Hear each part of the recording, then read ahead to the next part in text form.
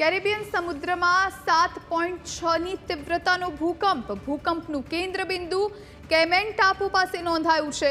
ભૂકંપ બાદ સુનામીની પણ ચેતવણી જાહેર કરવામાં આવી છે. તો કેરેબિયન સમુદ્રમાં 7.6ની તીવ્રતાનો ભૂકંપ. ભૂકંપનું કેન્દ્રબિંદુ કેમેન ટાપુ પાસે નોંધાયું છે અને આ ભૂકંપ આવ્યા બાદ હવે ત્યાંના હવામાન વિભાગ દ્વારા સુનામીની ચેતવણી પણ આપવામાં આવી છે. લોકોને સાવચેત કરી દેવામાં આવ્યા છે.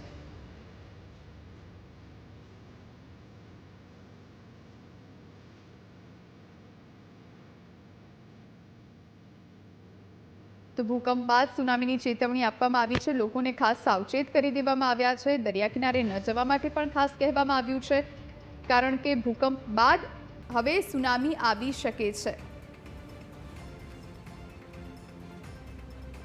તો ભૂકંપનું કેન્દ્રબિંદુ પણ નોંધાયું છે. ભૂકંપ બાદ સુનામીની ચેતવણી જાહેર કરવામાં આવી છે. લોકોને સાવચેત કરાયા. કેરેબિયન સમુદ્રમાં 7.6ની તીવ્રતાનો ભૂકંપનો આંચકો નોંધાયો છે. કેમેન ટાપુ પાસે આ ભૂકંપનું કેન્દ્રબિંદુ નોંધાયું છે. તો જે પ્રમાણે લોકોને સાવચેત કરી દેવામાં આવ્યા છે અને લોકોને ખાસ કરીને દરિયા કિનારે જવા પર પ્રતિબંધ લગાવવામાં આવ્યો છે.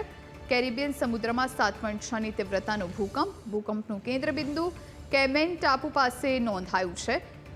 ભૂકંપ બાદ સુનામીની ચેતવણી આપવામાં આવી. જે સમયે ભૂકંપ આવ્યો તે સમયે જે સમુદ્રની સ્થિતિ હતી તે આપ જોઈ રહ્યા છો. કેવી રીતે અંદર જે લોકો હતા તેમણે પોતાનો જીવ બચાવ્યો. 7.6ની તીવ્રતાનો આ ભૂકંપનો આંચકો નોંધાયો છે.